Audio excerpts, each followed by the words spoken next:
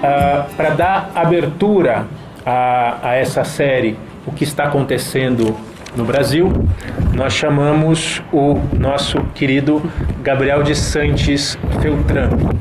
O Gabriel é professor do Departamento de Sociologia aqui da UFSCar, ele é coordenador do Centro de Estudos da Metrópole e pesquisador do Núcleo de Etnografias Urbanas do Centro Brasileiro de Análise e Planejamento, SEBRAP. O Gabriel é doutor em Sociais pela Unicamp, com estágio doutoral na Escola de Altos Estudos de Ciências Sociais, e atualmente ele pesquisa dinâmicas sociais, políticas e de mercado nas periferias urbanas, com foco nos grupos marginalizados e no mundo do crime em São Paulo. Ele é coordenador do Na Margem, Núcleo de Pesquisas Urbanas, que integra os projetos As Margens da Cidade, que inclusive tem um programa na Rádio UFSCar, e a gestão do conflito na produção da cidade contemporânea. Eu dou as boas-vindas e passo a palavra para o nosso querido Gabriel.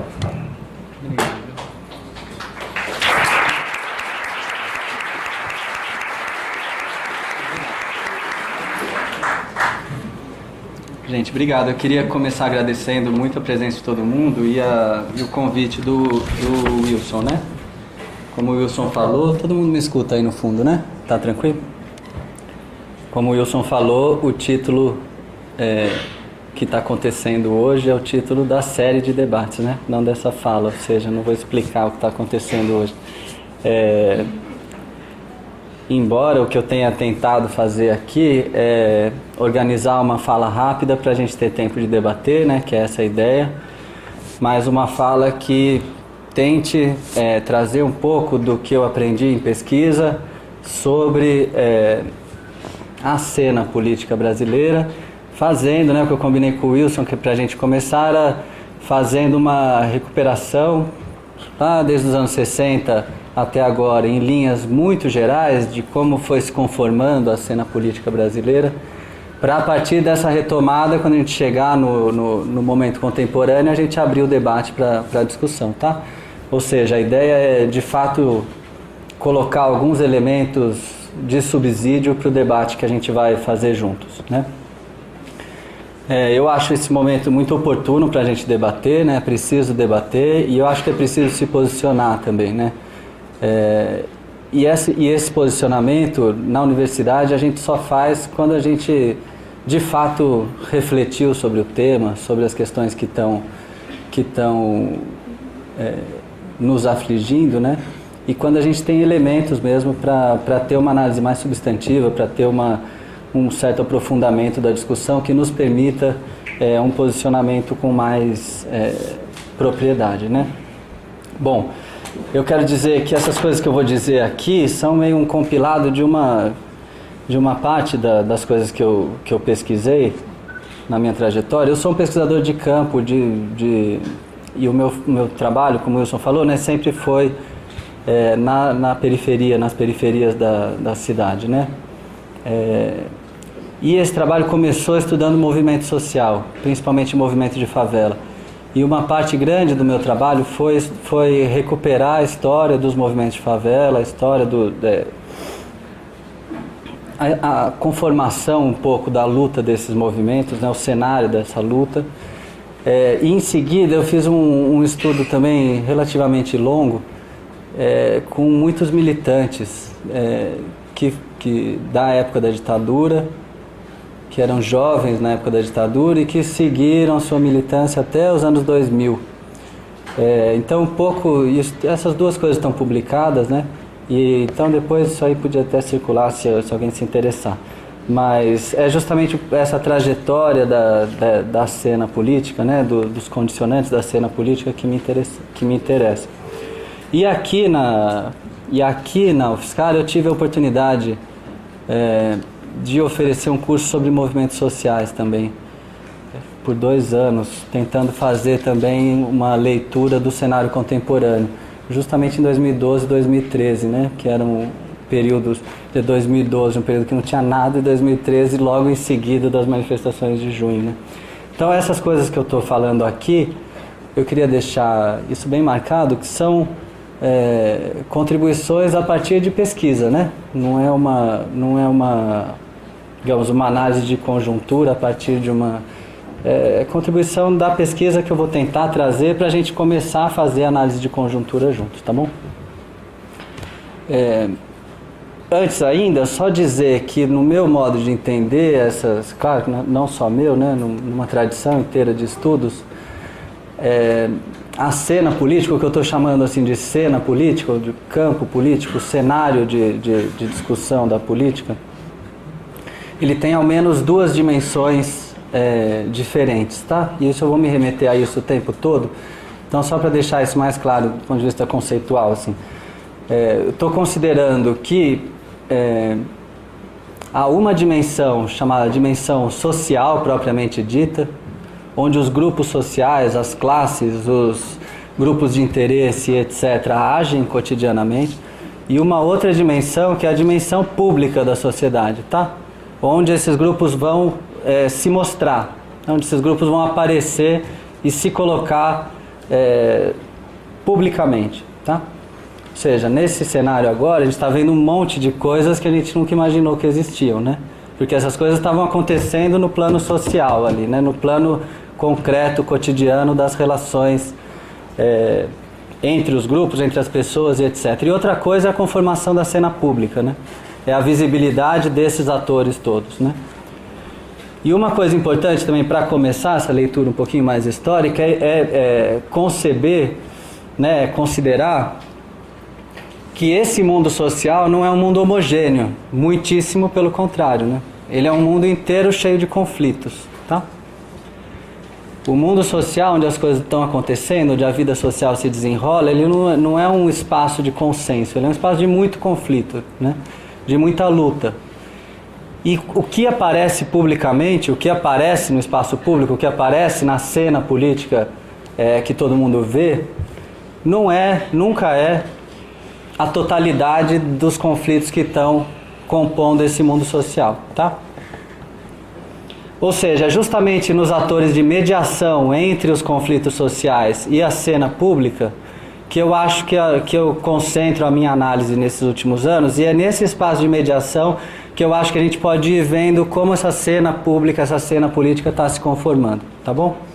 Um pouco, só para eu esclarecer um pouco por onde que eu vou caminhar, tá bom? Espero ser rápido.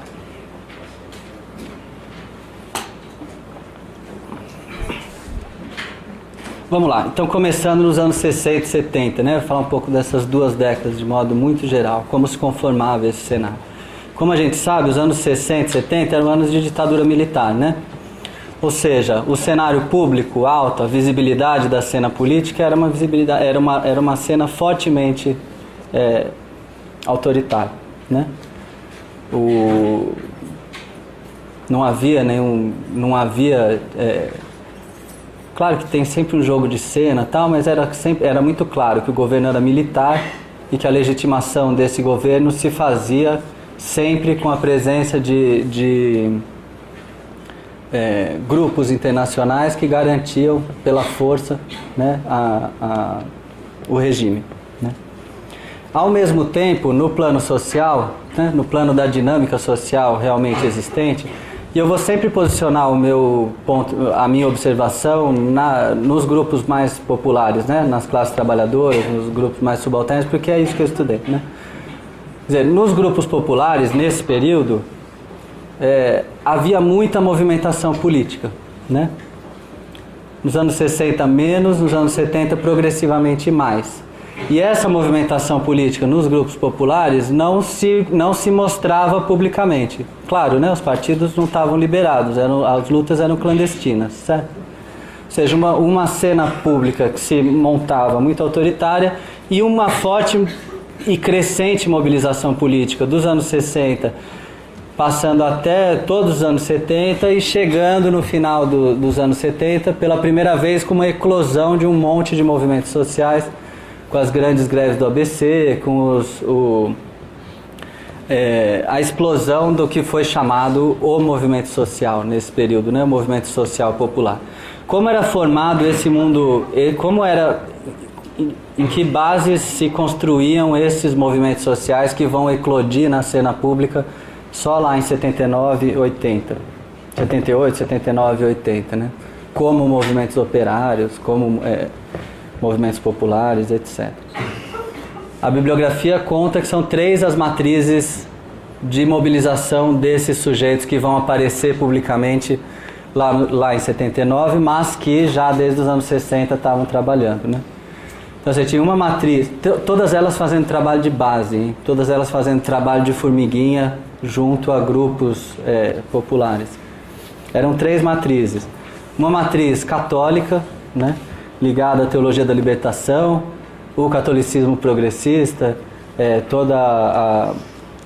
as conferências de Puebla, toda uma ala da Igreja Católica progressista que resolveu fazer o que se chamou de opção preferencial pelos pobres e foram morar nas favelas, foram morar nas periferias para fazer trabalho de base de conscientização, né?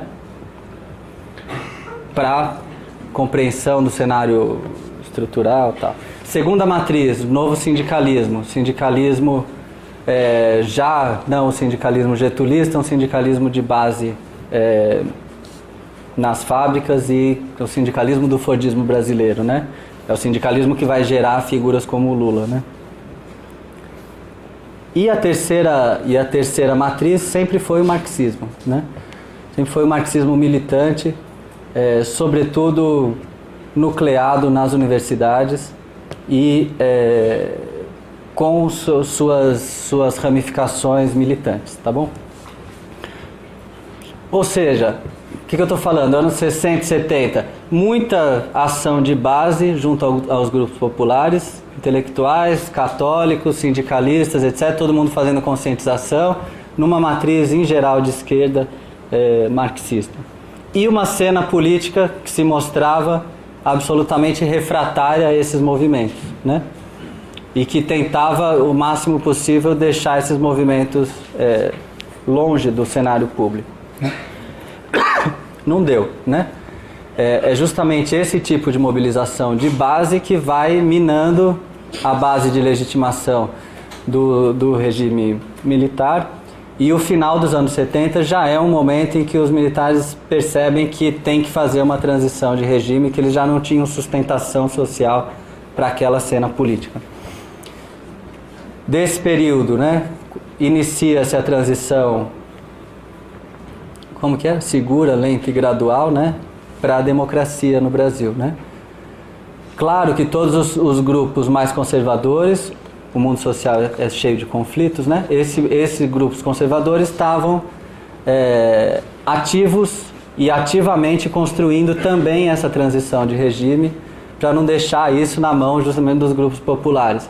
Com muito conflito se desenrola a cena de democratização brasileira dos anos 80, né? É um momento em que a ditadura está muito deslegitimada publicamente. Todos os órgãos de imprensa, da grande imprensa, que tinham apoiado o regime militar, nesse momento o abandonam. As falas de democracia começam a ganhar a cena pública progressivamente durante os anos 80. A Rede Globo, por exemplo, não mostrou o comício das diretas já. Era como se não tivesse acontecido na Cinelândia do Rio de Janeiro. A Bandeirantes mostrou a manifestação das diretas já em 84 e começou a ganhar audiência. A Globo foi obrigada a mostrar, mas a princípio tentou silenciar isso. Mas logo em seguida vai se construindo uma hegemonia da ideia de democracia, inclusive na imprensa, inclusive com grupos de classe média, inclusive entre grupos intelectuais e etc. E a ideia de democracia vai colonizando também as esquerdas e mesmo quer dizer, os partidos hegemônicos da esquerda nunca foram no Brasil partidos revolucionários, né? O PT é criado em 1980, mas o Partido Reformista Social-Democrata, né? Pensando assim, democracia com distribuição de renda, mais igualdade de gênero, mais igualdade de raça, mais igualdade social, etc. Mas nunca foi um partido que se propôs a revolucionar as bases do modo de produção, né? E vão se construindo mediações políticas, né, entre o mundo social e o mundo político, progressivamente mais democráticas, né? Então tem a Constituinte em 87, tem a Constituição em 88, aí se faz todo o regime de segurança social brasileiro, se universalizam os direitos, que antes era só para o trabalhador com carteira assinada, se produz o SUS, mais para frente o Sistema Único de Assistência Social, mais para frente o Estatuto da Criança e do Adolescente, mais para frente o Estatuto da Cidade, mas vão se construindo uma série de mediações políticas baseadas no direito democrático, né? Por que eu estou falando mediações? Porque isso são mediações de conflito mesmo. O que é o direito do trabalho, né? Tem o interesse do capitalista, tem o interesse do trabalhador e tem o direito no meio que é para mediar esse conflito, certo? Da mesma forma com todos os outros direitos, né? Eles são mediações de conflito. E a gente nos anos 80, com essa hegemonia de um pensamento democrático na cena pública, a gente construiu todas essas garantias, né? Todas essas mediações de cunho mais democrático, né? A eleição de 1989 talvez tenha sido a eleição mais polarizada até essa última, né, em termos nacionais. A eleição de 1989 opôs no segundo turno, de fato, dois projetos políticos de nação, né? Um projeto que era o projeto liderado pelo PT no período, que estava com o Lula lá. O segundo turno foi Lula versus Collor, né? O Brasil num período de reconstrução dos seus marcos políticos, etc. Essa é uma eleição muito apertada, em que claramente haviam dois projetos de nação, né? Havia um projeto de nação mais social-democrata, né, do PT, e havia um projeto de nação francamente neoliberal representado pelo Collor. E esse projeto do Collor ganha, né? Também com uma ação muito intensa dos mesmos atores que estão hoje compondo a cena pública, né? Só lembrar que o Renan Calheiros era o braço direito do Collor naquele período, né? Nessa eleição. Foi ali que eu conheci a figura dele e nunca mais deixei de ver ele na TV. Em 89 é uma eleição que mostra o conflito social tendo representação no cenário político, né? Tinha uma produção de um projeto político ali ligado aos movimentos, mas também ligado às classes médias, ligado aos grupos mais intelectuais, ligado aos setores mais progressistas, mais democráticos da sociedade, etc. E outro projeto que era um projeto de acumulação, de abertura econômica, de transformação do país numa potência transnacional, transnacionalização da economia, reestruturação, privatização, modernização forçada dos mercados, etc. Quem ganhou? Ganhou o Collor, né? Ganhou o Collor, depois foi tirado rapidamente do poder, mas os mesmos grupos que apoiavam o Collor se mantêm desde então. E a partir dos anos 90, para ir mais rápido na minha cronologia, né? Esse cenário mais representativo de dois projetos de nação disputando publicamente a hegemonia junto aos grupos sociais, políticos, etc. Essa, digamos, construção política de dois projetos, ela vai se dissolvendo na minha leitura, tá? Desde o governo Fernando Henrique, passando pelo governo Lula, passando pelo governo Dilma. O que eu queria propor para a gente discutir é que, conforme os governos se desenvolveram, do Fernando Henrique, depois do Lula, depois da Dilma, 8 anos de cada um, né? Me parece que foi se tentando montar uma outra estratégia de conformação da cena política que já não era a de representar o conflito social, representar projetos distintos de nação, de sociedade na cena pública.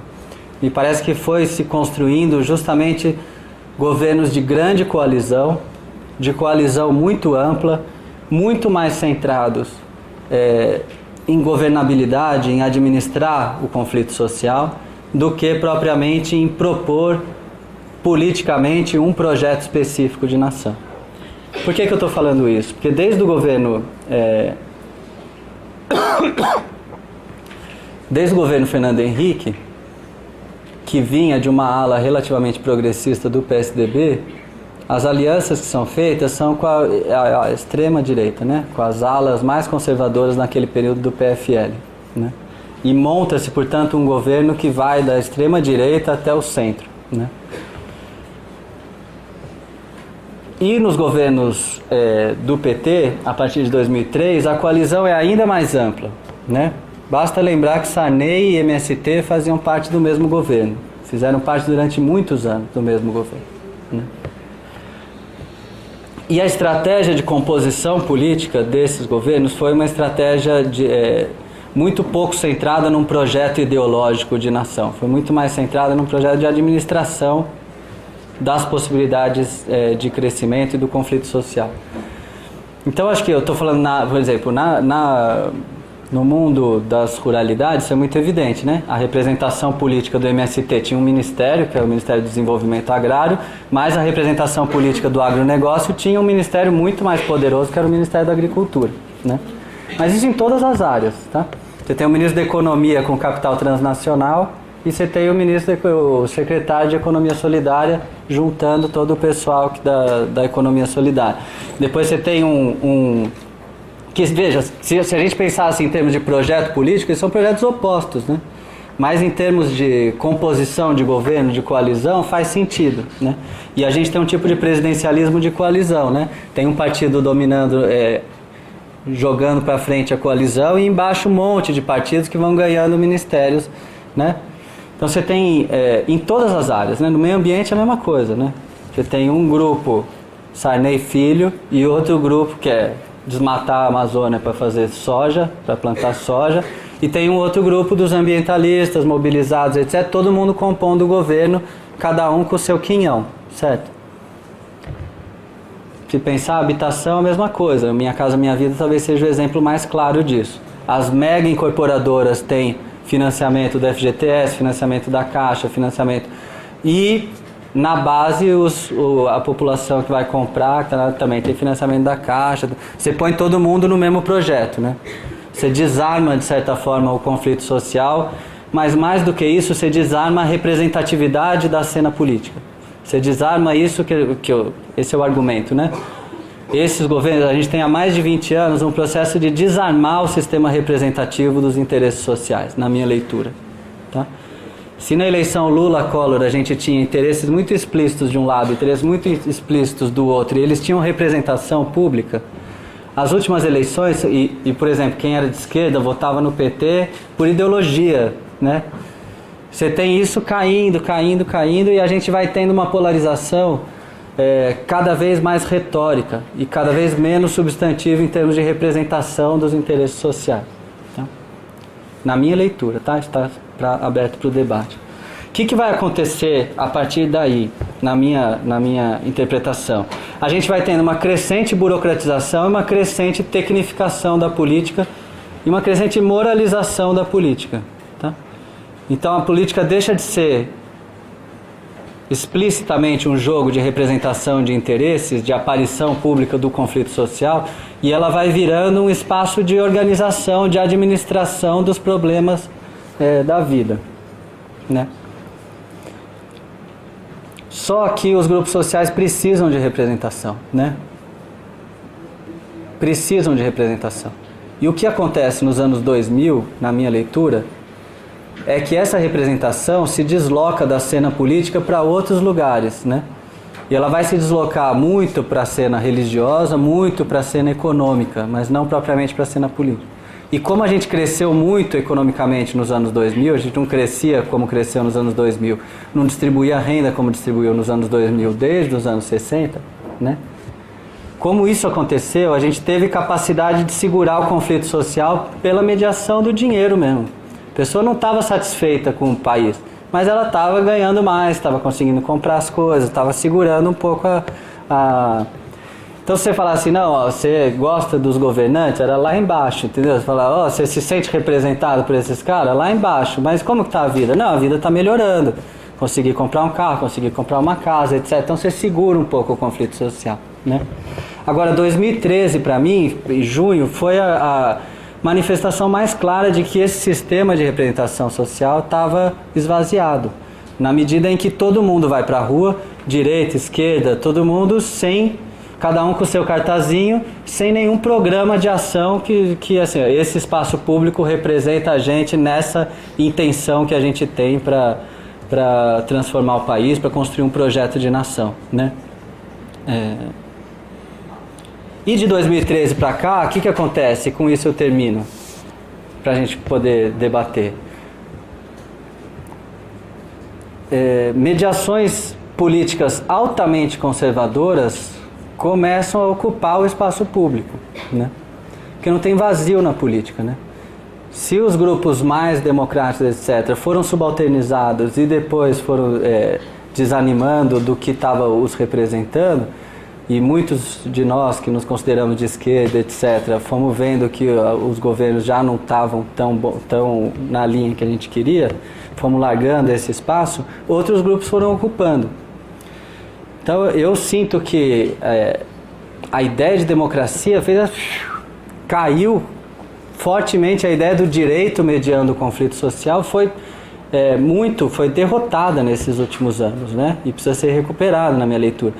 Por quê? Porque ou era, não, é grana, eu vou ganhar minha grana e tocar minha vida para frente, ou era moralismo puro, e quem anda pela periferia sabe que o crescimento pentecostal não é muito progressista, certo? Em termos políticos, tá? O que está acontecendo, sei lá, Marco Feliciano estava na Comissão de Direitos Humanos, né? Bolsonaro foi progressivamente, ele era uma figura patética, começou a se tornar uma figura que foi levada a sério nesses últimos anos, né? Geraldo Alckmin era uma figura que era considerado talvez a pessoa mais autoritária do PSDB. Ele passou do autoritarismo, né? Já está para muito além do autoritarismo, né? E continua sendo governador e teve uma votação expressiva nessa última eleição. Eles têm um deslocamento da cena de representação e uma ocupação dessa cena por movimentos que não são laicos, antes de não serem democráticos, né? Movimentos que são altamente moralistas e fortemente autoritários, né?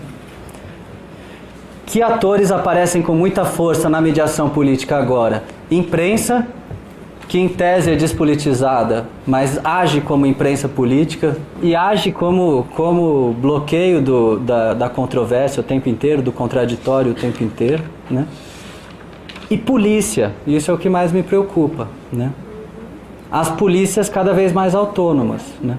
As polícias cada vez mais autônomas com menos controle público, né?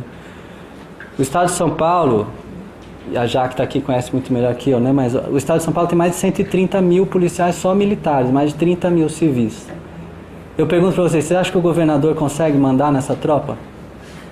Se o governador falar, faz isso, e os caras falarem, não faço, quem que vai fazer os caras fazerem, né? Ou seja, você tem uma progressiva autonomização da polícia. O ministro da Justiça acabou de cair porque a acusação ele não controla a Polícia Federal. Ou seja, você tem uma autonomização da polícia, uma autonomização do judiciário, uma autonomização da imprensa. Que são, em tese, neutros. Mas veja, eles estão agindo como polícia política, como imprensa política, como judiciário político, explicitamente, né? Nas últimas semanas, explicitamente. Então, assim, teve ocupação de sindicato, ocupação do debate para o acampamento do Levante Popular da Juventude, tinha mais de 100 policiais falando não pode. Vários sindicatos, no mesmo momento que todas as grandes figuras em pauta na cena, inclusive a presidente da República, estavam sendo atacados por outra polícia autônoma, né? Ou seja, o cenário é muito preocupante, né? O cenário é muito preocupante. E não se trata de polarizar coxinha versus petralha, tá? A gente tem que, como trabalhadores da universidade, como estudantes, como funcionários, a gente tem que qualificar esse debate, né? E a tentativa que eu fiz é um pouco mostrar esse cenário, porque o que a gente vive hoje é uma crise sem precedentes de representação política. O conflito social hoje não encontra na cena política quem represente os interesses dos grupos. E as manifestações agora públicas são comprovação disso, né? Na manifestação verde-amarela, o Alckmin e o Serra foram hostilizados por uma parte significativa dos grupos, né? E também na manifestação de sexta-feira, que foi muito pouco noticiada, quando o Lula foi discursar, havia conflito, né, entre quem era a favor totalmente e quem não é. Ou seja, para além da polarização, a gente tem que fazer uma análise desse cenário e, na minha leitura, uma reconstrução das nossas falas públicas para construir de novo representatividade política para alguns atores, para poder fazer mediação política, para poder aparecer publicamente como a gente quer aparecer, né? E eu imagino que os atos que estão sendo feitos ontem, aqui na UFSCar, hoje, amanhã, o NUME está chamando uma manifestação para amanhã também, um debate, uma discussão, é um modo da gente ir construindo algum nível de consenso para a gente poder se representar publicamente, né? Era isso, agora vamos para a conversa. Obrigado, gente.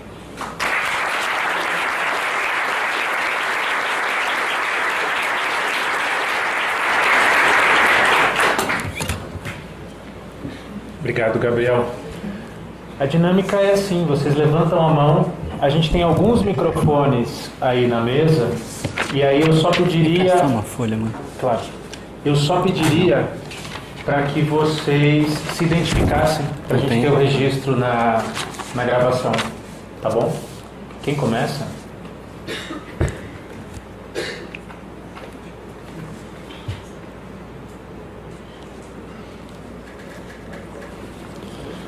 Pode. Pode usar esse aqui. Fala o teu nome e a apresentação. Fala o microfone. Edson. Eu acho interessante, enfim, o que você propõe como uma possibilidade de cultura, mas eu acho que você discorda um pouco do modo como você leu 2013. Eu acho que não saiu partidos de esquerda, com cada um com o seu cartazinho. Os partidos foram expulsos das manifestações. E eu acho que eu estou tentando entender que erro existe nessa leitura, porque parece que existe uma parte da intelectualidade de esquerda hoje que tem uma espécie de leitura de 2013 que eu não teria condições de elucidar isso de minha parte, mas parece equivocado. Uma espécie de um elogio de algo que foi extremamente ameaçador, enfim, que abriu as portas desse conservadorismo, dessa nova cena política. E eu apenas observar essa questão.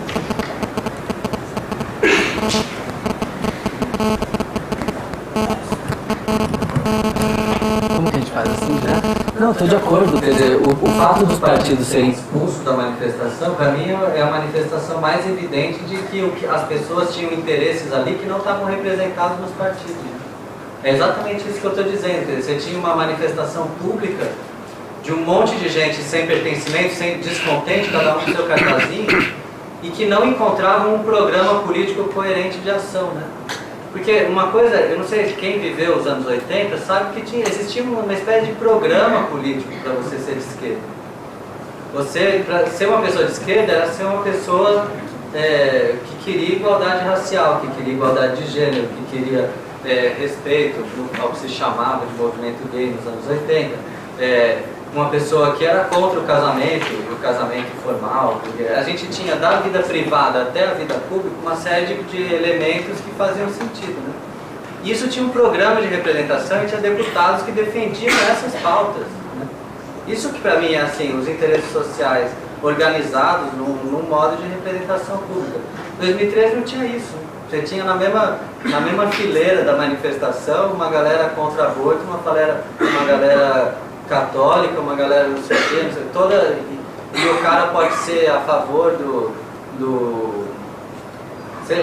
da classe proletária e racista. Essas coisas foram perdendo essa coerência de um projeto político, foi se perdendo, e a expulsão dos partidos para mim a manifestação mais clara de que aquilo não tinha um programa político, né? Aquilo era uma manifestação de descontentamento geral. E eu estou totalmente de acordo com você, foi onde se inicia mais claramente a publicização muito organizada pela imprensa, de assim, os movimentos são cívicos, os movimentos são muito bons, mas sempre tem uns badeireiros que vêm no final. Isso foi muito martelado, e esses movimentos cívicos deram em 2014, 2015. Né? Mas me parece que, assim, que há uma movimentação internacional, um contexto internacional que extrapola essa análise. Assim, que eu acho interessante, mas não propriamente a sua análise. Dessa análise de uma certa intelectualidade dessa super-esquerda brasileira, e que vê com muito bons olhos 2013, que tem uma interpretação extremamente condescendente por 2013. A gente não pode esquecer que 2013 é o ano em que o Sérgio Moro ele libera documentos para as investigações que a NSA americana estava fazendo da FIFA, e lá ele consegue informações privilegiadas da Petrobras, já que a NSA estava investigando a Petrobras, segundo Snowden, que ainda em 2013 também divulga isso.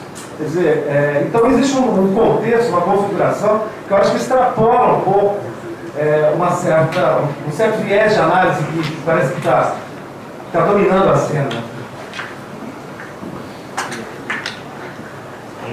Ótimo. Pessoal, boa noite.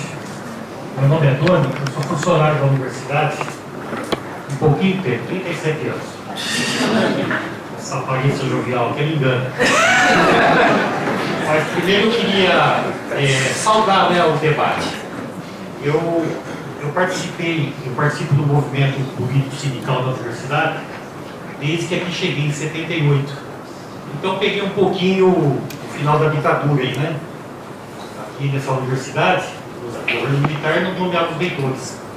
E essa universidade, ela travou uma luta que inclusive depois serviu como um exemplo nacional, onde a gente divulgou uma lei que até hoje não esqueço, a 6733, que dava poderes ao general e nomear o reitor. Então a gente divulgou essa lei, começou a ter eleições para reitor.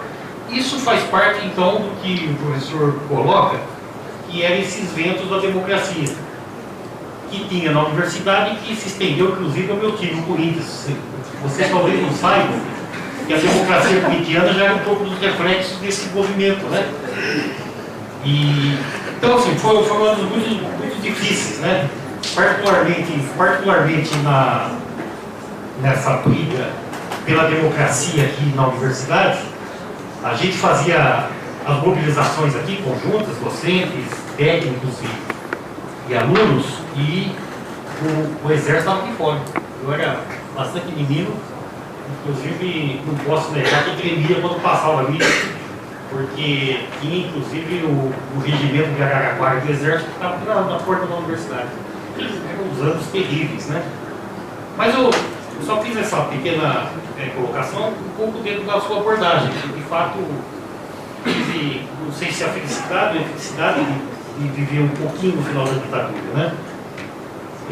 Mas queria colocar sobre o aspecto da qualidade em relação a essa ausência de um projeto político. A leitura que eu faço, e também não sou isento, sou militante da CSP Corrupta, sou do PSTU, né? A leitura que nós fazemos, inclusive, é que essa ausência ela tem uma motivação. Nós ajudamos a construir a CUT, o PT. Eu, ainda que menino, fui lá para o ABC, né, fugindo das veraneiras da polícia, para fazer os debates que construiu esse projeto. Mas, infelizmente, esse projeto se esvaiu. E aí a leitura que nós fazemos é corrupção. Porque a igualdade do projeto político que tem no país hoje é corrupção. Porque eu me lembro das marcas, e peço que me cortem rápido, porque daqui a pouco eu vou ficar falando aqui com vocês. Me dê mais 3, 4 minutos aí que eu vou tentar sintetizar. Mas o programa falava em reforma agrária, falava em expropriação do capital, do sistema financeiro, e essas coisas foram se perdendo. A ponto de que quando o PT ascende ao governo, já boa parte daquilo que a gente escreveu nos cartazes não tem mais, né? Aqui não se trata de fazer um balanço do PT, mas tentar localizar essa ausência do projeto político, que para nós é corrupção, que ele se esvaiu.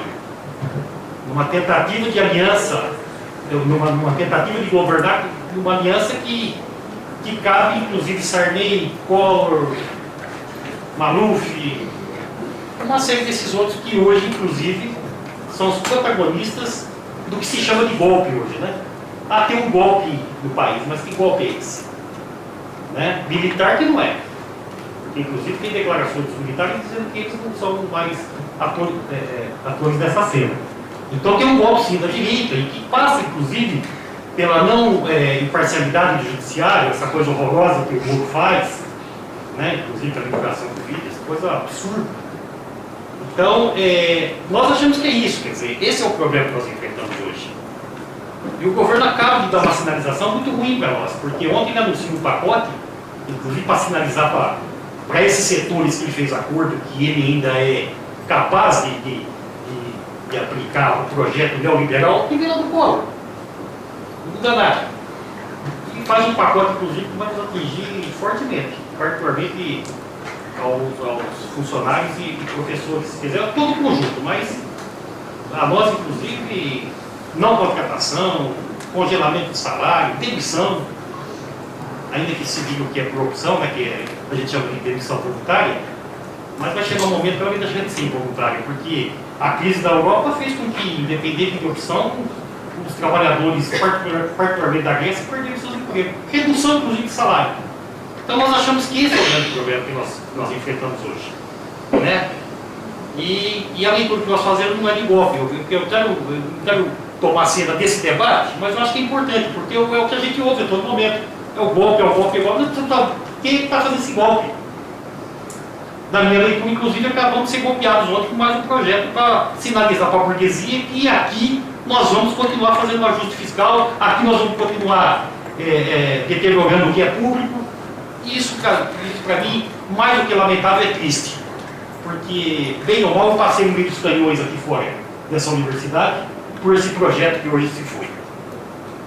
E quero agradecer a oportunidade de fazer essa explanação, mas também dizer que fiquei muito feliz pelo seu apanhado histórico aí, que de fato é isso mesmo, tá certo? Mas tem uns elementos aí que a gente precisa aprofundar. Obrigado. Obrigado.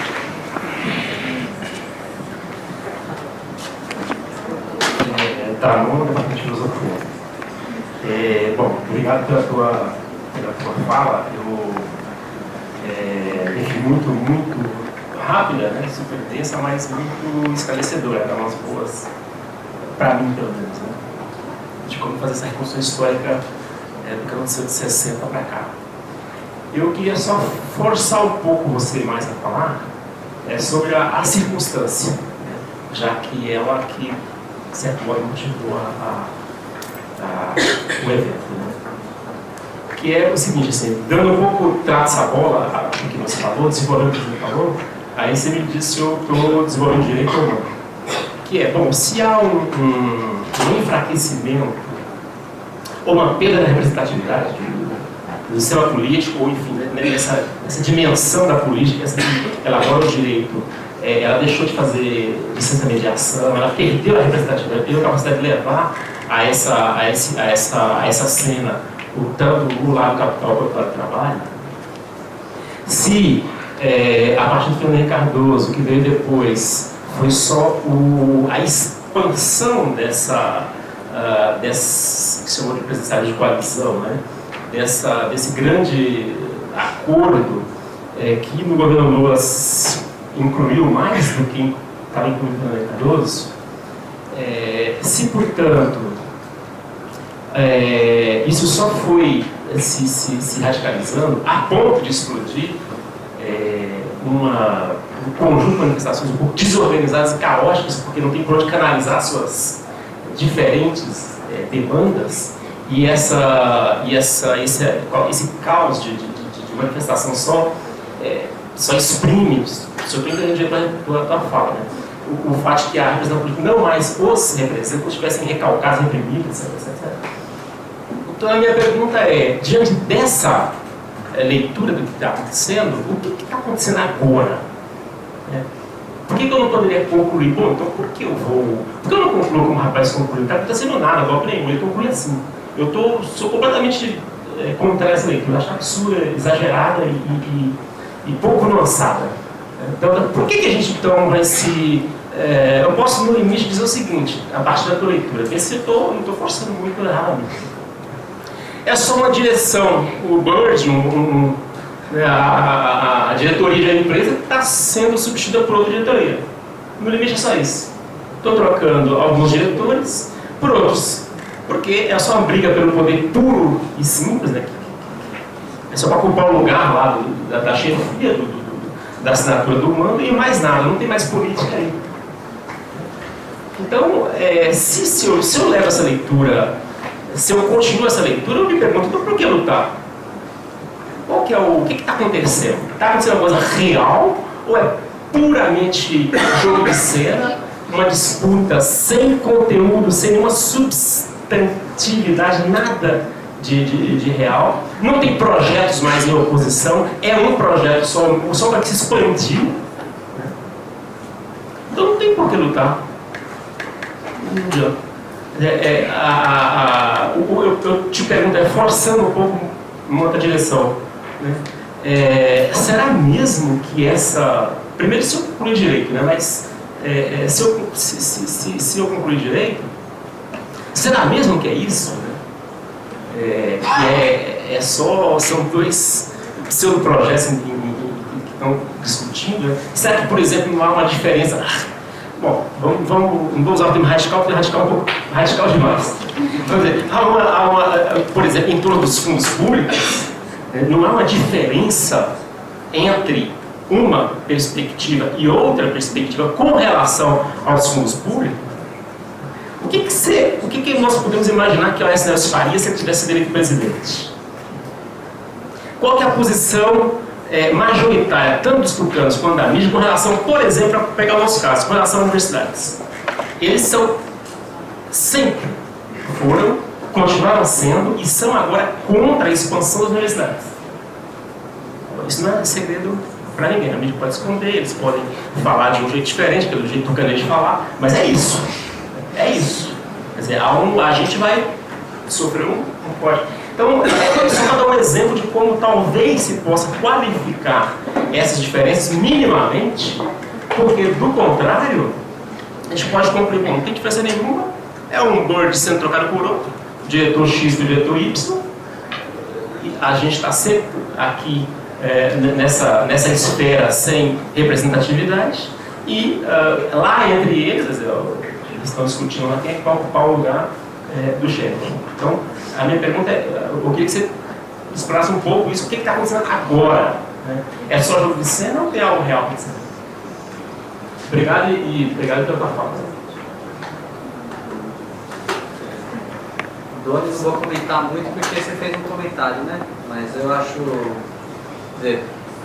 foram pessoas como você que me ensinaram isso que eu estou tentando sintetizar, porque grande parte do meu trabalho é ouvir trajetórias de militantes, ouvir falas desse militante, sobretudo tentando cruzar as gerações, né? Então, eu sei que você é da filosofia, mas eu não sei. Damon, desculpa, a gente não se conhece ainda. Sobre o que está acontecendo agora, né? Acho muito pertinente o que você coloca, porque o que eu falei, concentradinho, assim, rápido, né? Pode dar mais essa interpretação mesmo de que, já que o que predominou na cena até agora é justamente a falta de representatividade, que esses caras que estão lá não nos representam, esse mundo administrativo burocrático teria ganhado uma autonomia que a gente já não faz nenhuma diferença, né? Ou que não faz nenhuma diferença para os setores sociais que estão ali, se é um ou se é outro, né? Mas eu acho que o que você fala já vai indicando isso, né? A gente, ainda mais para mim que passei os últimos 20 anos estudando periferia, a mudança é radical, né? A mudança é radical. E a palavra é essa, né? Do governo Fernando Henrique para o governo Lula. Porque ainda que o governo Lula tivesse, ao privilegiar o acesso à moradia, privilegiando também as megaconstrutoras, mas estava privilegiando o acesso à moradia, né? O crédito estava chegando, os caras estavam comprando carros, os caras estavam comprando muito menos, porque, cara, armário, ventilador, geladeira, fogão e etc. O modelo de crescimento econômico proposto foi o modelo que os economistas chamam de bottom-up, né? De baixo para cima.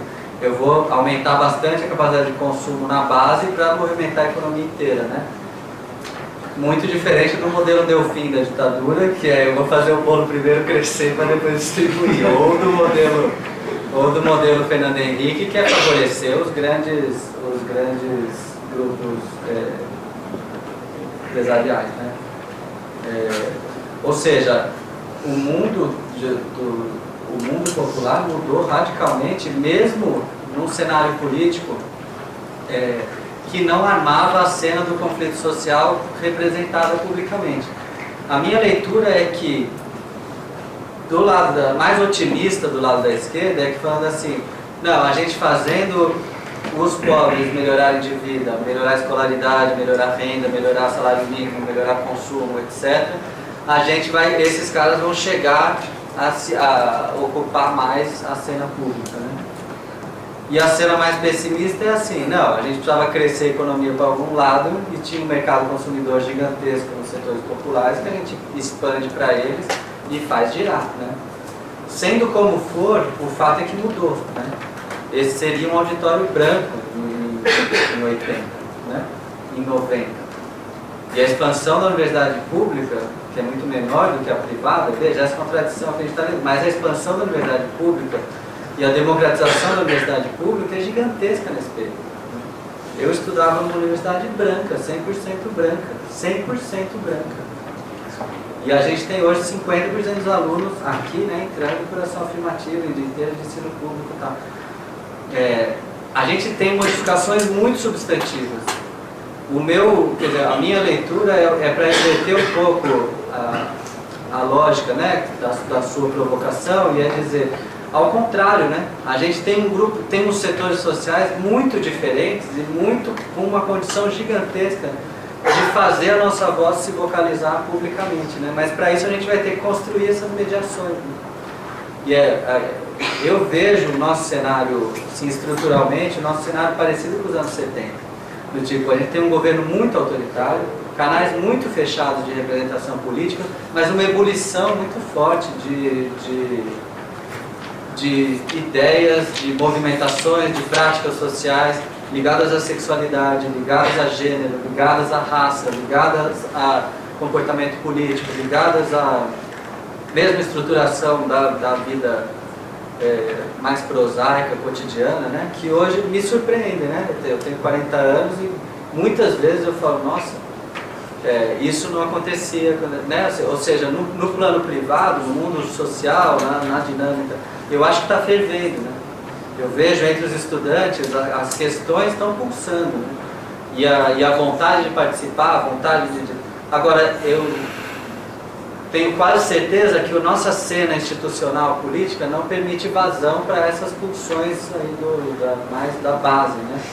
E eu acho que é nosso papel ajudar nessa construção, né? Ajudar na construção desses canais de expressão, de mediação mesmo. Então, assim, longe de dizer que está lá o Serra, que ontem estava dando uma entrevista organizando o Ministério, não sei se vocês viram isso no Estadão, uma coisa assustadora, né? Assim, uma falta de respeito pelo cenário de crise do país, né?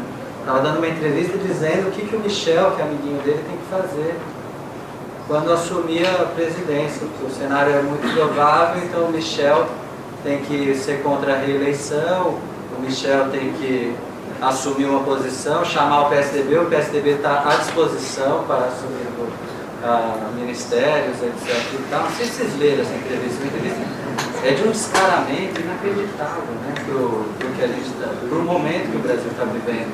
E uma pessoa que foi a segunda mais votada em 2 eleições, se não me engano, ou 3, né? Quer dizer, não tem o mínimo de responsabilidade pública, né? Então, assim, quanto pior, melhor de fato, assim, é gerar uma nova... Quer dizer, nunca, né? Eu estou muito longe disso, né? De dizer que seria a mesma coisa se um grupo estivesse lá ou se outro grupo estivesse lá. Eu acho que a universidade também seja um dos cenários mais notáveis, né? Como os grupos populares também. Mas também, como você falou, o tipo de apropriação do fundo público é muito diferente, um caso ou no outro. o modo de conceber a polícia, de pensar a polícia é diferente, no caso, a atuação da polícia, o tipo de autonomia da polícia, etc. Mas a minha fala vai mais no sentido mais militante mesmo, de dizer, esse ciclo de representação não me parece canalizar mais a expressão do conflito social, das pulsões, das tentativas de produzir um mundo mais habitável. E eu acho que a gente tem responsabilidade de entrar, de se engajar na tentativa de construção de uma pauta, né? No mínimo de uma mediação, de pontos de articulação, de novo, de um projeto político. E eu acho que é possível fazer isso, como foi possível antes, né? Agora é preciso ter desejo de fazer isso, né? Disposição.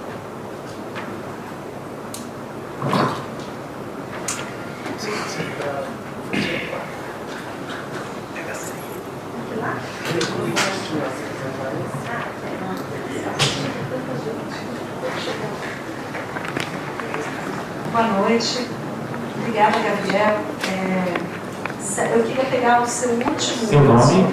Desculpa. Jaqueline Simaneto, eu sou professora de Sociologia, do Departamento de Sociologia aqui da UFSCar, né? Eu queria pegar o gancho na sua última fala, né?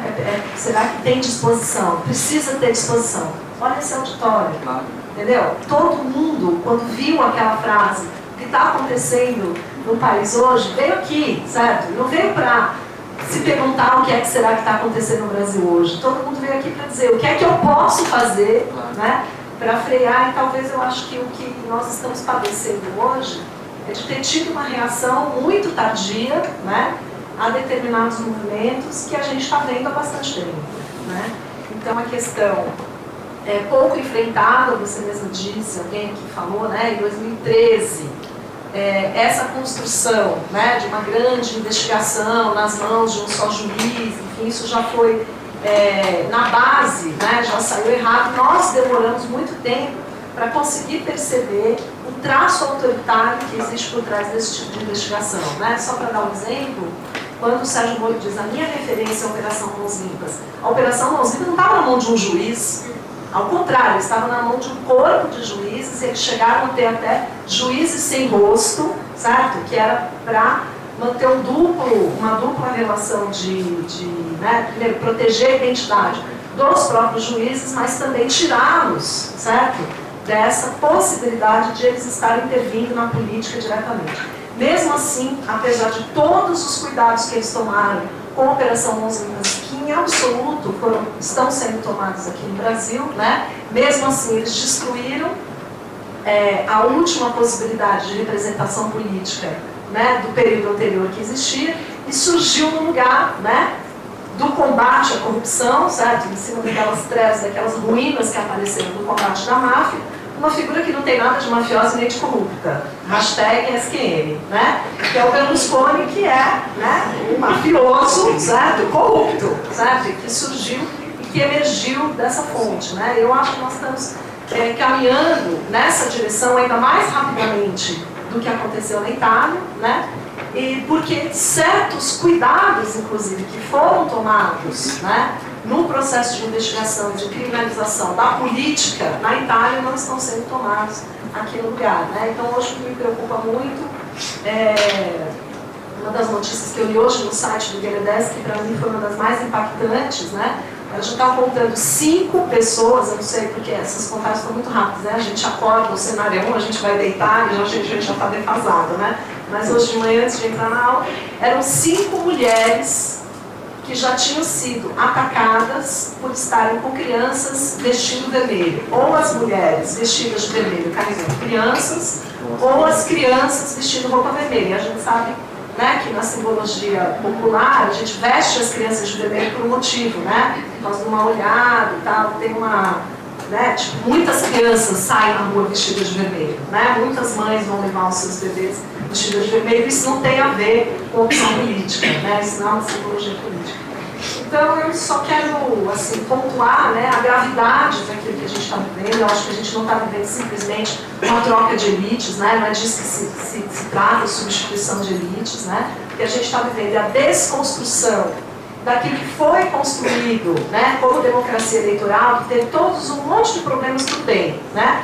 Só que nós estamos vivendo agora a desconstrução disso aí, quer dizer, a substituição de elites é com o povo fora, não é com o povo dentro, certo? Não é um chamado geral para fazer reforma política, né, e para a gente mudar a estrutura partidária. Ao contrário, é para a gente criminalizar os partidos e, se for possível, colocar todos na cadeia. Não é isso que eles falam, né? Eles dizem, todos na cadeia. Queremos que todos sejam punidos. Bom, se todos forem punidos, né, vai sobrar o quê? Certo? Mas essa é a imagem, né? Inclusive nós seremos punidos, porque nós fazemos um monte de coisas, certo? Que merecem, né, que poderiam ser alvo dessa punição. Então nós estamos entrando um pouco naquele ambiente do alienista, né? Enfim, vai todo mundo Então o que eu queria apontar assim, eu acho que há coisas muito sérias acontecendo, né? Não se trata simplesmente de uma substituição de elites, né? E nós estamos jogando fora aquilo que é de mais singular do Estado de Direito, que é a democracia como regra do jogo. Certo? Que é a institucionalidade como regra do jogo, né? Então o que está acontecendo é que a regra do jogo está sendo mantida, né? E dentro dessa regra do jogo nós estamos mexendo no tabuleiro de xadrez. Não, nós estamos dizendo, este jogador aqui não pode existir, ele está fora, certo?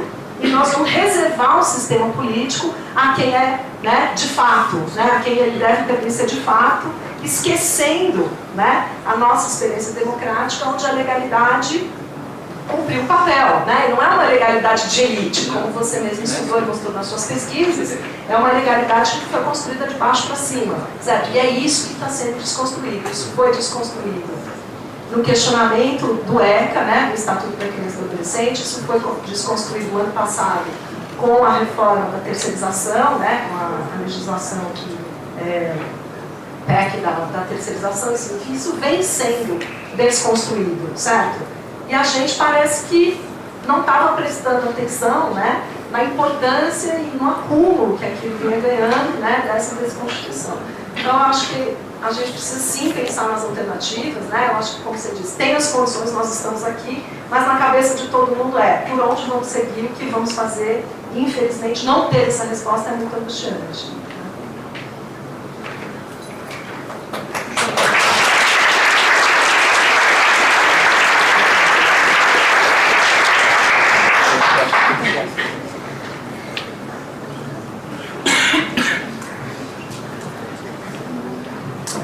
Obrigado. Meu nome é André Ricardo, eu sou também docente do Departamento de Sociologia.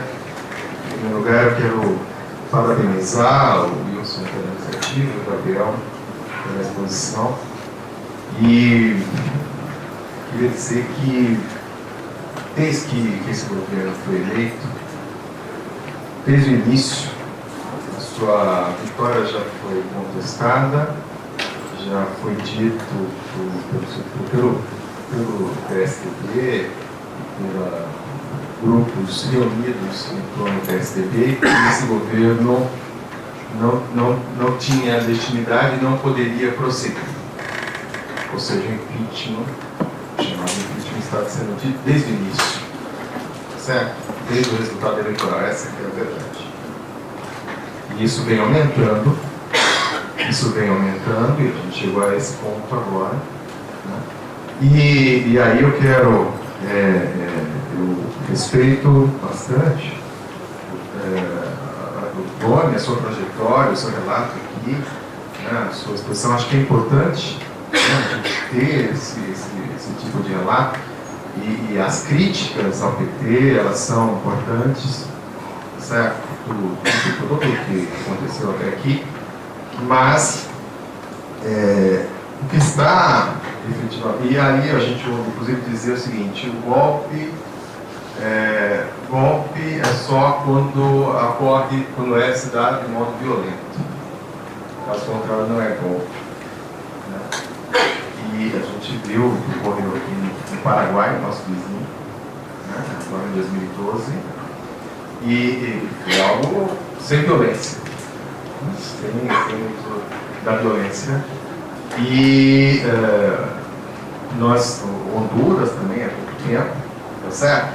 Nós, quando o judiciário quando o judiciário passa por cima, transgride a lei, deliberadamente, né, através de grampo, através de aplicação seletiva da punição. Aliás, a aplicação, a seletividade da justiça a gente já conhece do nosso cotidiano, o Gabriel, o Chiquinho estudam isso no dia a dia, afinal de contas, no dia a dia, no cotidiano, nas periferias, a polícia mata pobre, né? Inocente. Essa que é a verdade. E ainda mais, o pobre negro, ainda mais é vítima dessa violência, dessa realidade da transgressão da lei da parte de quem age em nome da lei, que é a polícia, no caso. Então nós estamos vendo isso, não só no nível da base das nossas periferias, mas estamos vendo isso em âmbito institucional, em âmbito de instituições de caráter nacional, federal, né? E agora o Supremo Tribunal Federal, que é o guardião da Constituição, fazendo isso, inclusive. Ora, meu Deus do céu, se isso não é golpe, o que será? É um golpe branco, um golpe civil, dê o nome que se quiser, mas é golpe. Certo? Há um golpismo e a prepotência de Serra e outros falando de governo já, né, e sendo louvados, aplaudidos, certo? É uma coisa de uma arrogância estapafúrdia, né? Então há um golpismo que vem crescendo e chegou a esse ponto, e eu acho que nós estamos diante de um grande desafio, qual seja, nesse momento que nós estamos vivendo, esse governo que fez essas coisas que o Gabriel relatou em relação às universidades, em relação à melhora nas condições de vida de uma grande parcela da população, né? Esse governo que também cometeu erros. Esse governo, eu falo, os governos, né, petistas, cometeu erros, inclusive agora, né, nos últimos 2 anos, nesse 1 ano e pouco de gestão, mas o fato concreto é que o que está em questão, o que está em jogo é simplesmente defender que um governo legitimamente eleito se mantenha, não seja destituído, transgredindo a lei. É só isso. Então, somente isso. Né? Então, nesse momento, o que está acontecendo, eu estou vendo, né, as pessoas do PSOL, enfim, de outros partidos, mesmo já vi gente do PSTU, inclusive, participando, falando, estando aí na sexta-feira, inclusive, é um momento de união da esquerda como um todo em prol da defesa da democracia. Em prol da defesa da democracia para que o governo legitimamente eleito se mantenha. E que a gente possa gritar alto, internacionalmente falando, isso já está acontecendo, a gente precisa gritar alto do mundo. Né? A ameaça que está pairando sobre as nossas cabeças é uma ameaça cada vez mais forte, mais evidente, o tempo está correndo contra nós.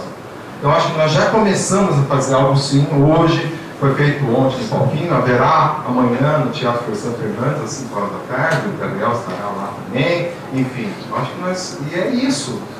Precisamos nos reunir, precisamos falar, e através das mensagens, dos contatos com quem tiver, com jornalistas, com quem quer que seja, precisamos levar adiante para poder, tanto lutando contra uma mídia poderosa, sobretudo através da rede de televisão, para a gente poder fazer frente a esse golpismo que é escandaloso. É escandaloso. É isso. Parabéns, muito obrigado. Meu nome é Josemar, eu sou doutorando do Departamento de Linguística em Análise do Discurso.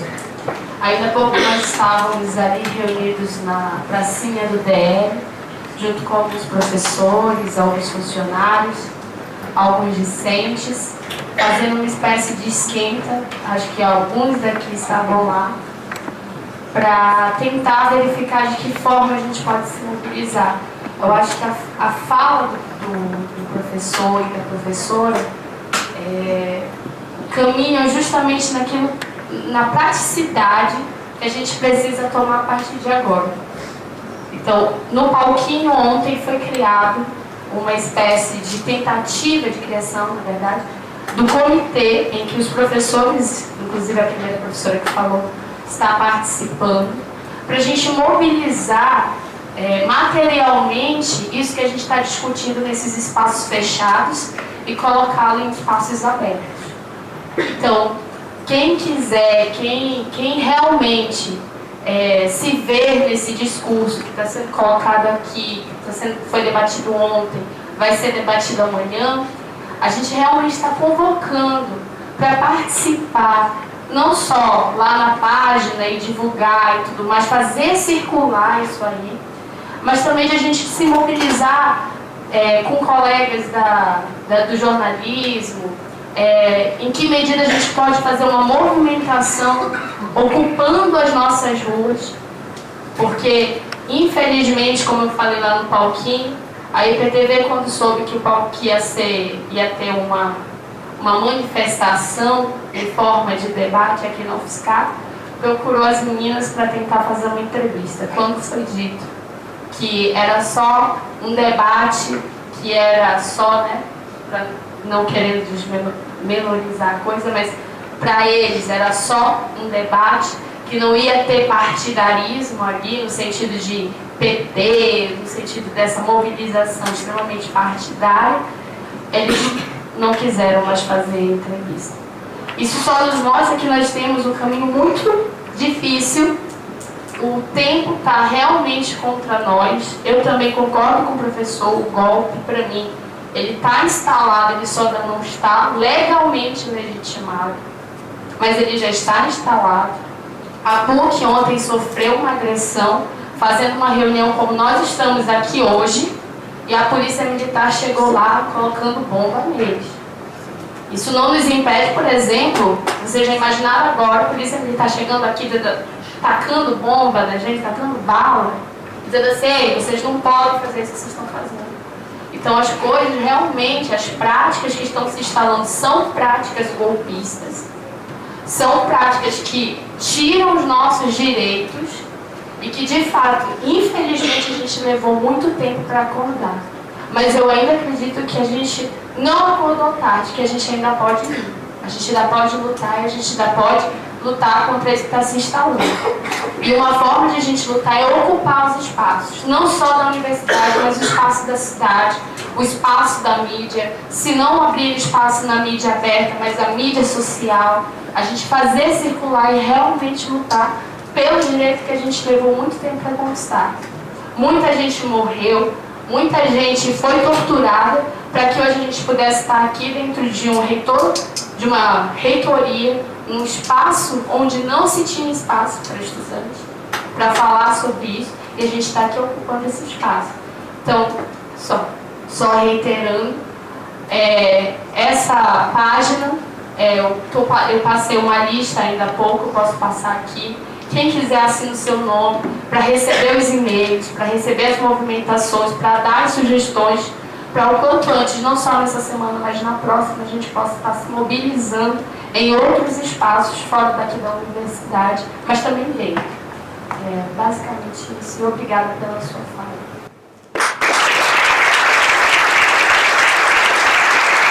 Eu sou o Pablo, Departamento de Letras. Queria fazer um comentário a respeito de um aspecto da interpretação que você apresentou para a gente, que tem um pouco a ver com essa história de uma, digamos assim, uma suavização, uma perda de polarização nesse espaço político que se identificou entre, vamos chamar de anos da FHC e anos Lula detendo poder, né? Eu fico pensando, será? Né? Porque, assim, eu me lembro dos anos 90, os anos 90 foram os anos do pensamento único, né? Conceito Washington, etc. Né? E acho que o governo Fernando Henrique foi modelar nesse aspecto, de ser o governo que predominava esse aspecto, né? E aí você dizia, bom, digamos, era um governo de, claro, baseado no presidencialismo de coalizão e tal, baseado na governabilidade, numa ampla base e tal. E eu sei que o Lula continua nessa onda, né? Mas acho que, na verdade, bom, se você tem... Você estava falando daquela história dos ministérios, você tinha ministérios meio contraditórios. O Ministério do Agrobusiness, o Ministério da Reforma Agrária, o Ministério... enfim, você tem... Será que, eu acho que isso faz uma baita diferença, né? Na verdade, porque você não tinha isso no tempo do Fernando Henrique, não tinha isso. Não tinha o contraditório dentro do governo. Acho que isso faz uma baita diferença. Acho que se subestima o poder do reformismo, né? E na verdade, às vezes as pessoas dizem, me surpreendo com a capitulação do governo do PT e tal, muitas concessões. Os caras fizeram o que eles se propuseram a fazer, né? Que era, lutaram pela democracia representativa burguesa, digamos assim. Queriam ter eleição porque eles queriam ganhar a eleição um dia. E você ganha a eleição, você tem que fazer aliança, né? E acho que o espectro não é exatamente o mesmo, né? Não é exatamente o mesmo. É amplo, mas não é exatamente o mesmo. Então essa história de você dar espaço para o contrário, eu acho que fez um baita efeito, né? E é um pouco isso que todo mundo está falando. Então você tem um cara na educação que faz essa revolução que aconteceu nas universidades. Quanta gente aqui entrou por cota, né? A universidade assim, é diferente, é uma universidade totalmente diferente, né? Eu entrei na universidade em 97, eu vejo essa diferença. E, enfim, acho que você tem talvez o surgimento de novas forças, essa coalizão diferente, de fato abraça o contraditório. Acho que isso é a cara, de uma certa forma, do próprio Lula, né? Talvez você tenha enfim, forças sociais foram criadas ou liberadas ou empoderadas, e acho que agora talvez o problema é que ninguém dá conta mais disso. Estava falando que antes ser de esquerda supunha uma pauta enorme, né? Então, talvez isso tenha um pouco, não sei, se esgotado. E aí acho que o sistema, digamos, a política organizada talvez esteja com dificuldade de interpretar essas coisas, né? E mesmo a direita, acho que talvez não consegue dar muito bem com o fato de que você tem gente na rua dizendo assim, pelo direito de não ter mais direito, ditadura já. Não sei quem soube agora de uma faixa, uma manifestação em São Paulo, foi em Brasília, pelo direito de não ter direito. Enfim, acho que não sei se tem alguém na direita organizada disposta a abraçar uma coisa dessa. Enfim, o que eu queria dizer. Bom, achei sensacional o que a Jaque falou, né?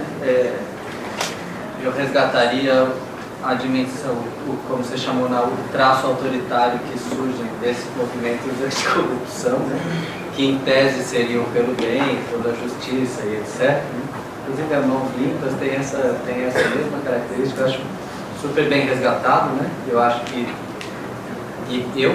o aparecimento dessas figuras bem nefastas, né, como Feliciano, como Bolsonaro, como Alckmin, porque para mim eles estão na mesma toalha em termos políticos. Assim. Eu acho que é sintoma disso, assim, achei super legal já que ter recuperado isso. E eu acho que essa espécie de difusão dessas ideologias, a ponto de mulheres serem agredidas com crianças cruzado vermelho, etc., eu acho que isso tem uma base material também. Assim. Aqui o argumento não é meu, o argumento é de uma cientista política chamada Martha Hett, né? A Martha vai dizer, olha, as mudanças da década de 2000, elas elevaram muito, por exemplo, o custo do trabalho. O custo do trabalho doméstico. E os grupos mais mobilizados hoje nessa linha raivosa são os grupos que podiam pagar 4 empregadas domésticas, que inclusive vai para a manifestação, e agora não podem mais. Não tem dinheiro, não tem base material para pagar 4 empregadas domésticas. E se sentem vilipendiados, né, expropriados pela ascensão do salário, pela melhoria do salário mínimo. Né? A Marta fala, essa raiva espraiada, ela tem uma base material que é a restrição de privilégios de classe, né? de alguns grupos. Eu achei super legal, eu estava pensando nisso enquanto a Jaque falava. André, acho que também é muito bem lembrado, né, os casos do Paraguai e de Honduras recentes. Eu estou plenamente de acordo com a sua análise, quer dizer, eu acho que a Jaque fala isso, você fala também, a gente está diante de uma suspensão de qualquer princípio legal. A gente está passando por cima de qualquer legalidade, sendo operada justamente pelos neutros, né? Isso eu queria marcar muito, né? Quer dizer, os que se dizem neutros não têm neutralidade nenhuma, né? Esse é o argumento retórico para fazer a instrumentalização absoluta das suas instituições, né? E a gente fazia a defesa do ECA, depois a gente fazia a defesa do Estatuto tal, depois da Estatuto da Cidade, a defesa do SUS, e agora a gente está fazendo a defesa do sistema como um todo, porque é todo o sistema. Quer dizer, um sistema que demorou no mínimo 40 anos para ser construído, com todas as deficiências que tem, mas é um sistema de garantias mínimas, né? De mediações mínimas de direitos. E é esse sistema que está ameaçado agora. E concordo, é Joyce Semar? Samar. Jorge Semar. Certo? De que a gente tem que se posicionar, como eu disse logo no começo, a gente tem que debater para tirar posições mesmo. A gente tem que debater para chegar em, digamos, em plataformas mínimas em que a gente possa encontrar consensos, né, mínimos de defesa de algo que está fortemente ameaçado. Então, quero estar amanhã, quero estar nos próximos, e conto comigo para o comitê também, para a gente construir junto uma pauta e uma ação mais de produção de um discurso mais geral, né? Pablo, eu acho que se você mesmo fala o que eu te falaria, assim, né? Assim, a presença desse que você chamou do contraditório, da contradição dentro do governo, ela funciona se realmente esse contraditório avançar para uma síntese, né? Se efetivamente tiver um movimento dialético de dizer o agribusiness aqui, o MST aqui, eles vão produzir uma coisa melhor. Vão produzir reforma agrária, porque esse conflito tem que gerar alguma síntese, né? E o que aconteceu não foi isso, teve um esmagamento da questão agrária, né? A gente, só por esse exemplo, a demanda por assentamento acabou, porque assentou todo mundo, e a estrutura fundiária continua a mesma. Então não aconteceu a passagem de um movimento do contraditório gerando alguma coisa que faça todo mundo se sentir contemplado. O que teve foi uma tentativa disso, talvez, na melhor das hipóteses, e um esmagamento desses grupos, né? Minoritários, né? Pela própria correlação de forças ali dentro. Então a palavra que você usa, que talvez tenha havido um esgotamento dessa fórmula, é o que eu acredito mesmo. Essa foi uma fórmula de produzir governabilidade e de oferecer condições materiais para os movimentos que eles nunca tinham tido. Agora, isso foi insuficiente para fazer luta política, né? Isso foi insuficiente para, no plano da política, fazer a pauta da reforma agrária crescer. A pauta da reforma agrária sumiu, né? A pauta ambiental sumiu. A pauta do agronegócio cresceu, né? E eu acho que é isso que a gente, acho, nesse momento, precisa retomar, né? Os princípios básicos e as pautas fundamentais para ter mais justiça social. E produzir espaços como esse comitê, que são mais gerais, em que as diversas pautas específicas possam estar representadas, porque é evidente que o movimento feminista tem o que dizer, é evidente que o movimento negro tem o que dizer, é evidente que o movimento indígena tem o que dizer, mas a gente não está agindo articuladamente, nós estamos agindo como movimentos com as suas pautas isoladas, e o momento é de rearticulação disso, sem dúvida nenhuma, né? E eu acho que todo mundo que está se mobilizando por causas específicas concordaria que num cenário ditatorial, num cenário policial, as suas pautas estariam piores do que num cenário de garantias de direitos mínimo como o que a gente tem hoje. Porque, claro que o tipo de autoritarismo que está chegando para a gente hoje é um tipo de autoritarismo com o qual os pobres lidam há muito tempo, né? Há muito tempo, né? Viver em estado policial é algo cotidiano. Agora, quem sabe quando ele chega mais alto, inclusive os setores intelectuais e os setores populares possam rearticular uma algum nível de aliança em termos de consenso mínimo, né?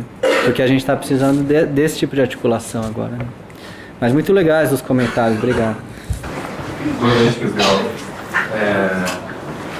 Eu queria que você, Felipe, queria que você comentasse dois pontos que você falou sobre, que eu vou comentar um pouco o porquê que eu quero que você comente sobre economia e moral, né? Esses dois planos acontecendo. Eu sou muito pessimista e eu acho que isso atrapalha as minhas análises e por isso eu peço esse esclarecimento. Para mim é uma crise da democracia que chegou a um ponto que é da própria democracia, não sei conseguir ver. É isso que eu vejo. Uma crise de instituição, uma crise de legitimidade. Então, a gente vai chegar com um golpe, mas vai ser um golpe democrático, legítimo. E parece para mim importante falar dos interesses que estão em volta na política e que acabam sendo excluídos como não sendo poderes políticos, que é a mídia, que é os interesses econômicos e um ponto que para mim é crucial na discussão, que é o ponto religioso, né? Porque ele traz toda a carga de moralidade para a corrupção, ele transporta do âmbito religioso para o âmbito político. E em especial em relação à mídia, a gente sempre discute a mídia como sendo o problema dela, como tendo alguma solução na regularização dela.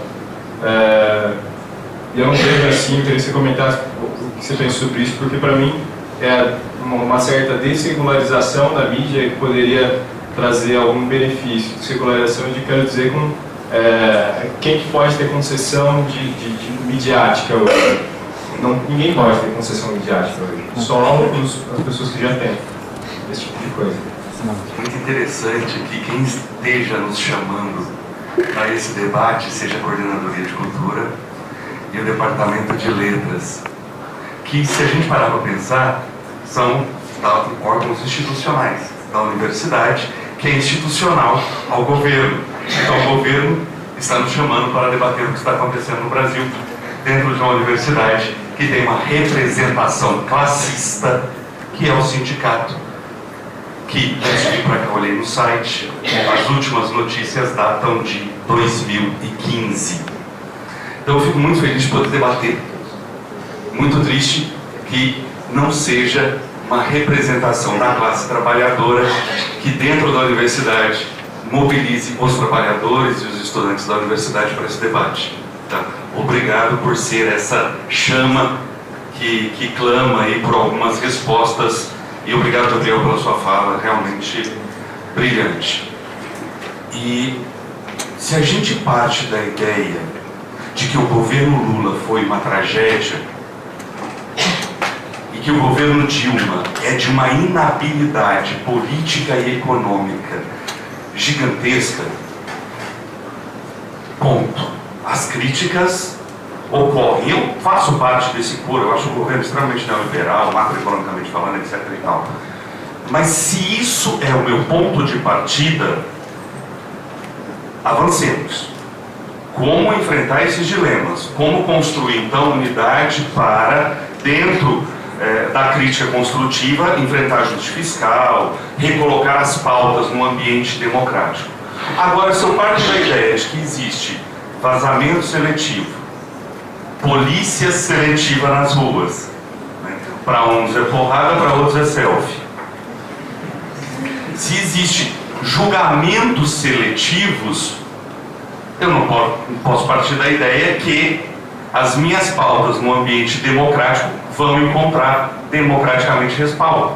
Ou seja, nós não estamos, e é isso que eu gostaria de ver você falando, se você concorda ou não, nós não estamos num ambiente democrático. Essa democracia, para enfrentar este ambiente que se montou, é um ambiente na qual a seletividade feriu o que nós tínhamos de muito caro, que eram as instituições democráticas consolidadas.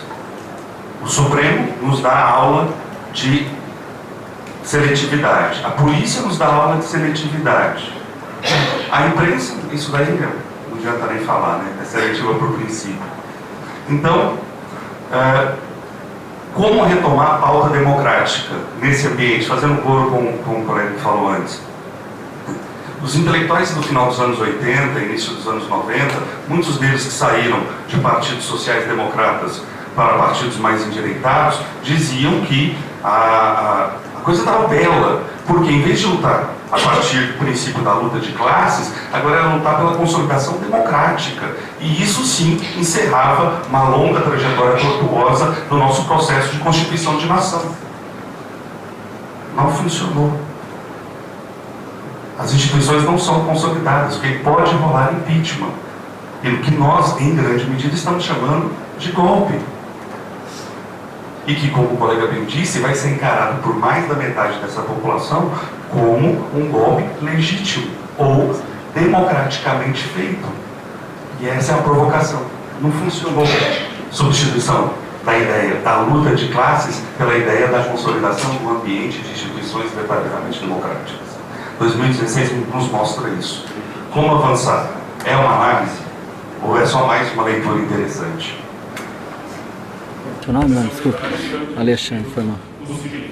O professor falou, mas eu acredito que concorda, com o professor Joel, que esse esvaziamento democrático não aconteceu por acaso com um período de hegemonia assim neoliberal. Ele sabe que ele não convive bem com essa questão democrática, esse braço civilizatório. Por exemplo, o salário deixa de ser discutido pelo sindicato e passa a ser por uma razão econômica. Isso não foi por coincidência. Mas o professor falou da questão do PT. Queria saber se esse monstro, né, pode chamar assim, esse monstro neoliberal, com esse braço antidemocrático, não estava dormindo nesse período. Né? Como, né, eu só acho que o PT administrou isso. Porque a sensação de agora, esse limbo que a gente vive, é esse regresso, né, dessa questão, né, que despolitiza, que nos deixa ser representantes. Né? E queria saber também se o passo, que o senhor concorda, para derrotar isso, e também para gerar, querendo ou não, uma certa unidade da esquerda, que a gente vê muito fragmentada, porque não quer defender esse governo, passa por um reconhecimento dessa herança petista de ter, querendo ou não, ido num setor estratégico para a formação de lideranças, que é a universidade. Né? Querendo ou não, ignorar que isso daqui seria totalmente branco, há 20 anos atrás, uma esquerda que é atática a isso, né, que não reconhece essa herança, eu acho que passa por aí um problema de que nós não temos unidade. Né? E a outra questão também, se a solução também não passa assim por qualificar a polarização. Né? Porque tem muito discurso hoje em dia que fala que para não polarizarmos, porque o Brasil pode ver uma guerra civil, vamos ir para uma racionalidade assim, e acaba até indo para um projeto sinfonista de Brasil bom para todos. Se o processo também não passa por qualificar essa polarização que se não é petista e coxinha, petralha e coxinha, querendo ou não, é a fundamental de capital e trabalho. Né? Pode ser o fundamental do trabalhador de um lado e esses direitos sendo negociados aí, querendo ou não, até em nome para dar 2 passos atrás. Né? Esse também passa por isso, então, mais ou menos isso. Nossa.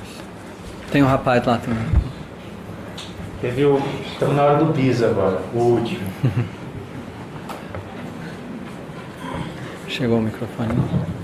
Boa noite. Eu sou Eduardo, faço Ciências Sociais, milito pela Levante Popular da Juventude.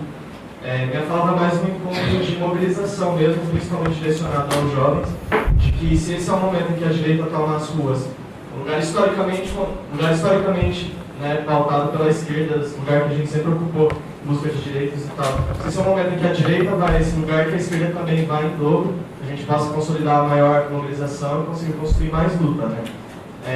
Recentemente, agora no dia 18, os principais movimentos sociais do Brasil, né, os movimentos sociais maiores, o MST, a CUT, a UNE, estiveram nas ruas, nas principais capitais do país, nos 4 cantos, né, do país, e reunimos milhares de pessoas para defender a democracia. Agora, no ato do dia 30, teremos novamente um ato agora no dia 31, e também nas principais capitais do país, e convidar todo mundo para a mobilização. E é isso, né? Dizer que a gente tem que estar aí defendendo a democracia e chamar todo mundo para consolidar isso com a gente.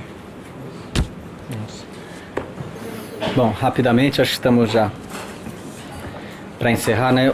Em relação ao que o Felipe fala, a questão da mídia e da economia estão totalmente vinculadas, né? Eu acho que a luta, por exemplo, por liberdade de imprensa, há muito tempo se converteu numa luta por autonomia plena de 5 grupos empresariais falarem o que quiserem, né? Isso não é só no Brasil, né? As agências internacionais, bom, o nosso noticiário internacional é uma piada, né? Mas ainda que ele seja uma piada, ele chega por 3 ou 4 agências internacionais. Quer dizer, o que acontece no mundo inteiro passa por 3 ou 4 pequenos grupos que vão distribuir informação para a gente ter informação hiperseletiva. Então eu acho a luta por, quer dizer, essa palavra, por exemplo, os jornalistas da Globo têm sido hostilizados em uma série de eventos recentemente. E a Globo está na justiça processando um monte de gente porque não permite a liberdade de imprensa, né? Eu acho que essas são grandes armadilhas, né? E eu acho que e essas a gente tem que ter muito claras e muito explícitas, são grandes armadilhas, né? Da lógica democrática, né? Agora, a gente tem que optar por uma democracia substantiva, né? E denunciar esse tipo de coisa. Democracia substantiva que eu estou dizendo na minha leitura, que eu estava falando antes para vocês, ter os interesses sociais minimamente vocalizados publicamente. Então não importa para mim se está dentro ou fora da instituição, mas importa que essa voz circule, né? E eu acho isso... Bom, e é isso, eu trabalho nisso bastante tempo. A dimensão de moralização e de construção do problema político como problema moral tem tudo a ver com o primeiro caso, né? A gente estava brincando outro dia que, assim, se perguntar para uma pessoa qual a sua posição política, a pessoa pergunta, eu sou contra a corrupção, você já sabe qual a posição política dela, porque todo mundo é contra a corrupção, certo? Agora, a corrupção não pode ser lida como um problema moral, né? Justamente para quem estuda isso, fala, se tem um sistema político que tem um partido na frente e 50 na base, partidos que não têm representatividade nenhuma, como que você faz esses caras votarem em você? Se você tem o tráfico de drogas instalado numa esquina e um monte de policial passando, como você faz esse tráfico funcionar? Dinheiro. É assim que faz funcionar, né? É assim que se media esses interesses, né? Então você compra os votos dos partidos e você compra o policial de base e o negócio funciona. E se aquele não quiser ser comprado, o outro vai ser comprado. Ou seja, uma leitura mais estrutural, corrupção não é um problema moral, corrupção é um problema do sistema político. E tem modelos mais ou menos aptos a produzir isso, né? Ou seja, a pauta da reforma política que a Jaque falou é mais do que urgente, né? Mas ela não é a pauta que esses grupos estão propondo, né? Tem que ser uma pauta que favoreça o escoamento de outras demandas, né? Joelson, 100% de acordo, assim. Agora, do ponto de vista, assim, como sociólogo, né? Como sociólogo, 100% de acordo. Agora, como produzir consenso básico para a gente produzir uma mobilização urgente, eu acho que são planos de discussão diferentes, né? Por exemplo, começando com uma luta por água e luz, os movimentos de favela em pouco tempo, em 6 anos, os movimentos que eu estudei, eles começaram por uma luta por taxa mínima de água e luz. Ou seja, nós queremos pagar uma taxa mínima de água e luz, porque nas favelas de São Paulo, que eram gigantescas, não tinha nenhuma infraestrutura. Aí a prefeitura não queria apoio para não fixar os caras lá, né? Época do desfavelamento, das grandes remoções e tal. Aí depois teve muita luta para conseguir que instalasse um ponto de água em cada favela. Então era uma torneira para cada favela. Faziam filas gigantescas, cada um para encher seus baldes de água, para poder ter água na própria casa. O que acontecia? Como a cobrança é progressiva, quanto mais água você consome, mais alta fica a tarifa. Imagina uma favela inteira consumindo num único ponto. As contas eram impagáveis, assim, não só porque as pessoas eram muito pobres, mas porque o preço era astronômico. Então teve uma luta gigantesca na favela de São Paulo por uma coisa mínima, que era taxa mínima de água e luz. Cada casa paga, sei lá, hoje seria R$20 de água. Isso foi uma luta que era totalmente prosaica, né? Não era uma luta estrutural, digamos assim. Mas esse movimento articulado virou o Movimento Unificado de Favela.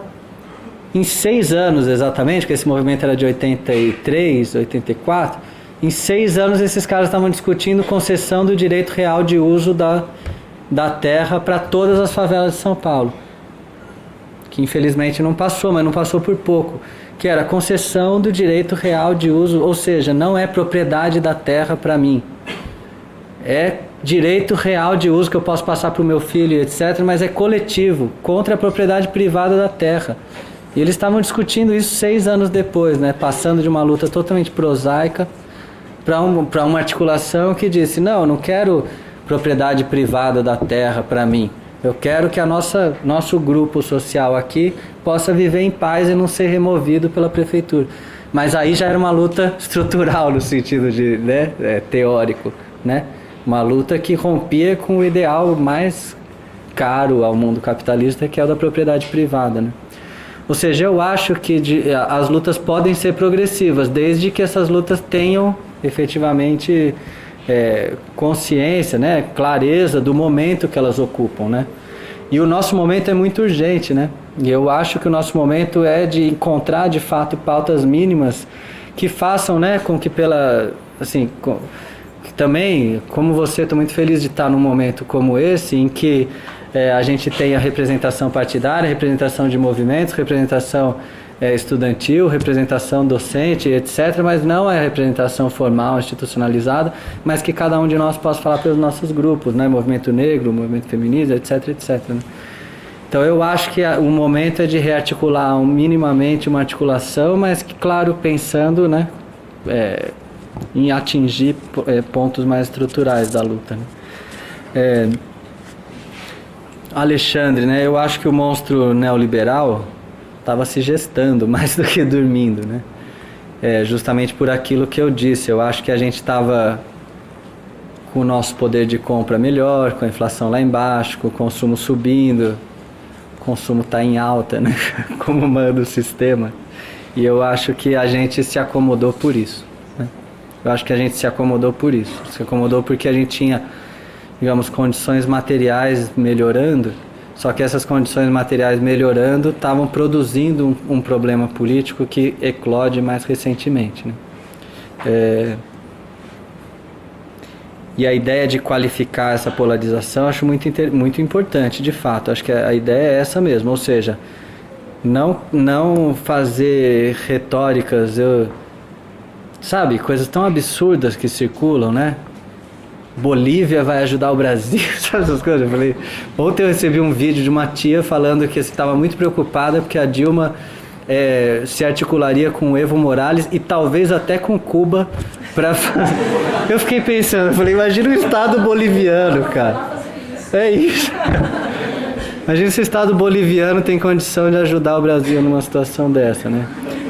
Mas assim, as coisas circulam de um jeito tão absurdo, esse tipo de polaridade tão irreal, né, que a gente de fato não qualifica os interesses em questão. E acho que aqui hoje a gente qualificou bastante isso, né? E só saudar o pessoal do Levante que está chamando para mobilização também, tá? Muito obrigado, gente. Para mim é um privilégio gigantesco participar desse momento, ainda mais aqui como interlocutor de vocês. Semana que vem tem mais, né? Terça-feira estamos aqui, mas amanhã já tem ato do NUME, né? 5 horas no Florestan, né? Vamos seguir. Muito obrigado, gente. Tá?